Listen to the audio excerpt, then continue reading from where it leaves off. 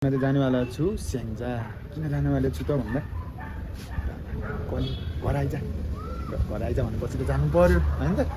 चक्खड 12मा जानेवाला छु है त। पानीले छोप्यो, पोखरा नकड्दै पानीले छोप्यो है त। अब hello welcome back to my channel, it's me Roshan blog. र म फेरि पनि आज आइसकेको छु। दिनभरिको काम र थकान पछि अहिले बजिरहेको छ 6 र म चाहिँ आजको दिनमा चाहिँ जानेवाला छु स्याङ्जा। किन जानेवाला छु त भन्दा कहिले घर आइज भनेपछि त जानु पर्यो होइन त। र पोखराको मौसम चाहिँ यस्तो छ, आजको दिनभरिको कामको थकान पछि म चाहिँ जानेवाला छु आज स्याङ्जा। र स्याङ्जा जानेवाला छु र आज नाइटको राइड हुनेवाला छ, एकदम एक्सट्रिम राइड हुनेवाला छ आज। के कस्तो हुन्छ चाहिँ ब्लगमा हेरौँ है त। ल है त, म चाहिँ अफिसबाट निस्किसकेको छु। अब चाहिँ जानेवाला छु स्याङ्जा। पानी पर्ला जस्तो छ साथीहरू, हेर्नुहोस् पुरै कालो छ बादल। के कस्तो हुन्छ आज, रेनकोटमा परिन्छ जस्तो छ। तर नि ठिक छ, लेगो लेगो लेगो है त। म चाहिँ अब निस्किनेवाला छु स्याङ्जा है त। पानी पर्ला जस्तो छ, रुममा आएर रेडी भएर म चाहिँ अब जानेवाला छु। के कस्तो हुन्छ बाटोमा हेरौँ है त। चक्खड 12मा जानेवाला छु है त। म चाहिँ हिँडिसकेको छु होइन, तर पानी चाहिँ एकदम मिठो पर्नेवाला छ आज। अब कस्तो हुनेवाला छ त है त आजको राइड। ठिक छ, अब घर जानै पर्ने भएपछि त जानु पऱ्यो है। पानी चाहिँ पोखरामै भेटिसक्यो है।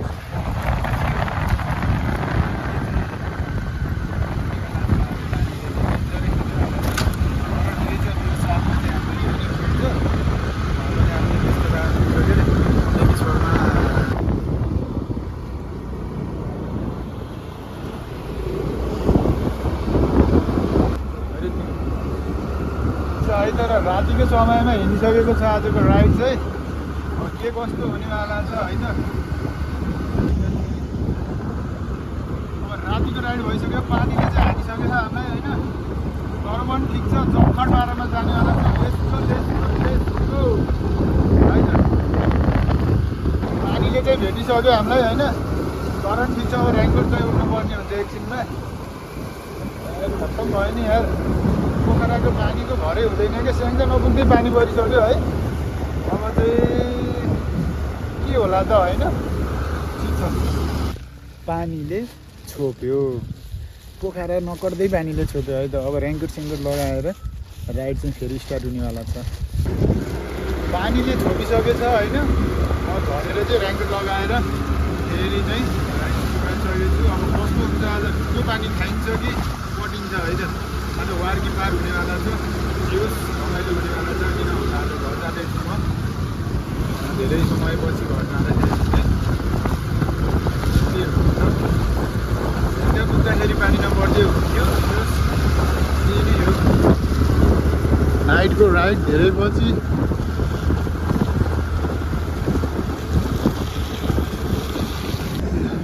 एकदम अँध्यारो छ है। 7 साढे 7 बजे यो अँध्यारो भइसकेछ।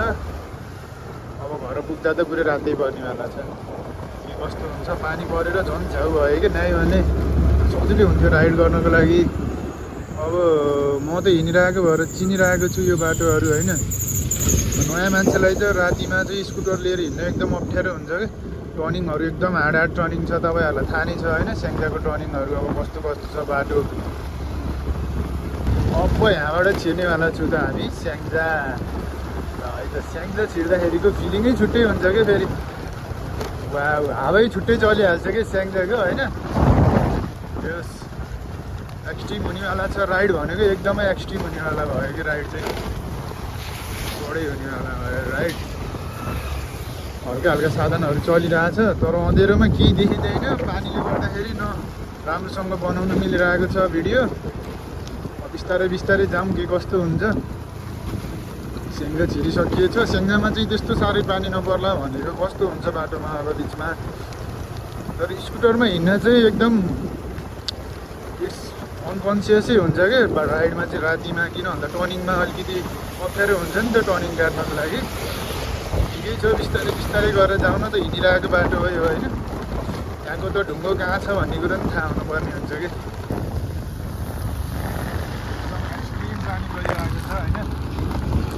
फेरि खोला आउनु लागिसक्यो बाटोमा अर्को साधन भनेर खासै पुरै चाहिँ पछि गएर अघिबाट एउटा दुईवटा साधनहरू आइरहेको छ हामी चाहिँ आइसकेछौँ अहिले यो नागडाँडा हाम्रो श्रवण कुमारको मन्दिर यहाँदेखि चाहिँ गएपछि चाहिँ हामी सेतुबन्धतिर लागिन्छ है त घरतर्फ स्याङ्जातिरबाट जाँदा नि हुन्थ्यो तर यताबाट जाँदा चाहिँ मलाई छिटो हुन्छ घर पुग्नको लागि त्यही भएर यो सर्ट वे हुन्छ पानीले चाहिँ बिचमा गराउनै दिएन पानी परेर मोबाइल निकाल्नै पाएन कि मैले यहाँ पनि एकदम अँध्यारो छ फेरि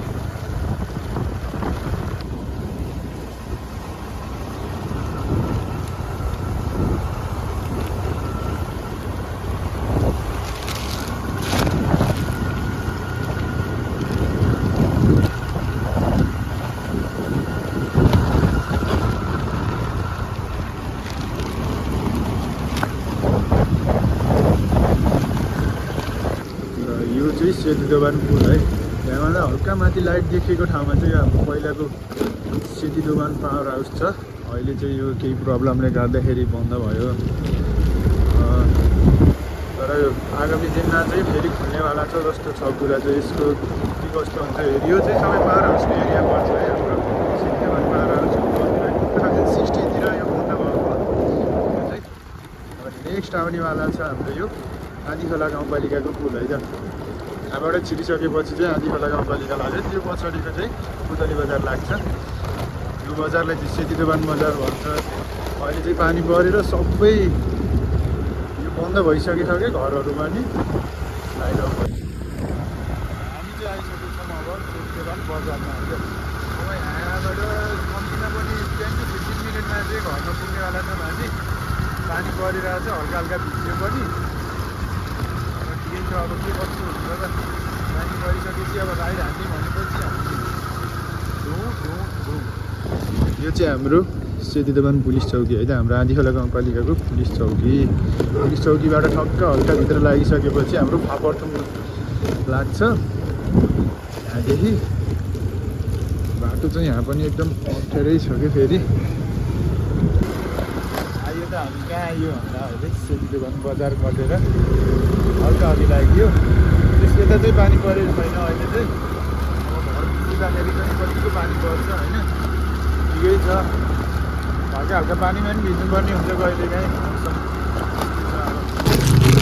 हल्का हल्का चाहिँ अफरोड छ है हामी पुग्ने ठाउँमा यो बाटो पनि बिच हुनेवाला छ साइडमा नालाहरू बनाइसकेको छ त्यस्तो खालको एक्सिडेन्ट खालको त छैन त्यही पनि हल्का अफरोड छ अफरोड भनेको फेरि अफरोडै हुन्छ अफरोडमा चाहिँ कुदाउनलाई एकदम मजा हुन्छ यो चाहिँ देउराली भन्छ हाम्रो सेतु दोभान गरिसकेपछि यो ठाउँलाई देउराली भन्छ होइन रातिको टाइममा कता कता चिनिन्छ है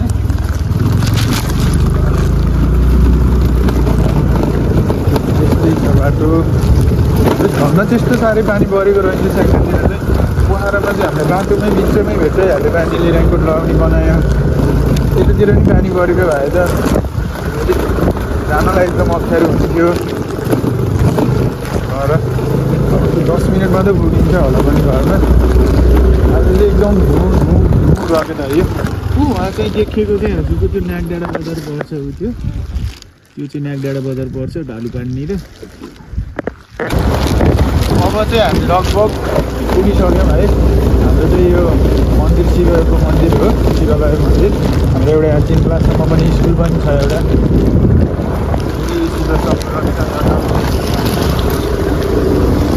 यो मन्दिर कटिसकेपछि चाहिँ यहाँबाट हल्का अफरोड छ अब त्यसपछि चाहिँ घर पुगिन्छ अब घरमै गएर भेटौँ है त साधन यहाँ राखेर म चाहिँ घर भर्खर आइपुगेँ होइन यस पानीमा 1 आवर 15 मिनट जतिको राइडमा चाहिँ म घर आइपुगेँ आज त्यो छिटै आएको रातिमा पनि चिनिर आएको बाटो भयो नि त पानी खासै परेन त्यही कारणले गर्दाखेरि अब यहाँ चाहिँ खानासाना खाएर सुत्नुपर्ने हुन्छ अब हल्का फ्यामिलीलाई पनि टाइम दिनुपर्ने हुन्छ जे होस् ल है त